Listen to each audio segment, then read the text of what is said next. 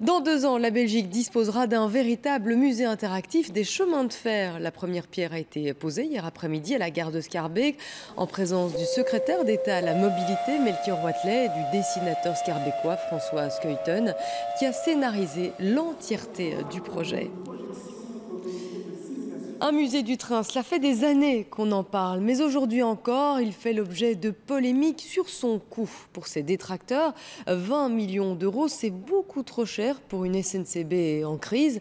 Mais pour la SNCB, ce musée des chemins de fer, c'est surtout une manière de redécouvrir l'histoire de la Belgique. Sarah Delvaux et Alexandre Mittea. 8000 mètres carrés, un grand musée pour un petit pays. Le premier pays sur le continent à voyager en train. Dans ce nuage de fumée, un peu de charbon et beaucoup d'histoire. Depuis 1835, le rail et la Belgique partagent le même destin.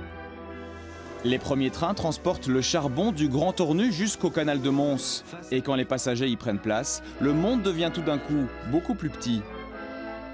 Dans les années 40, les Allemands se servent des trains pour déporter des Juifs. Les cheminots résistent. C'est l'histoire du train fantôme.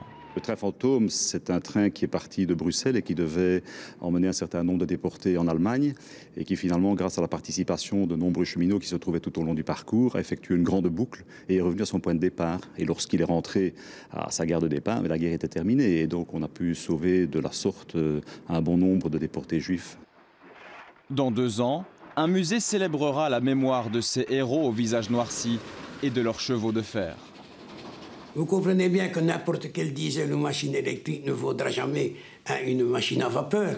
Vous vous rendez compte de ce que ça représente?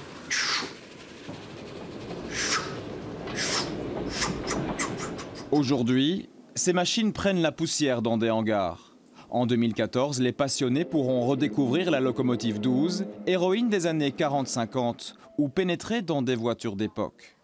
Le musée coûtera 20 millions d'euros. Pour la SNCB, c'est de l'argent bien dépensé. 20 millions pour une construction, pour un centre d'interprétation. On espère y accueillir 100 000 personnes tous les ans. Et donc, c'est un budget qui n'est pas exagéré pour montrer des atouts de notre histoire. Par le train, il sera quand même à l'heure.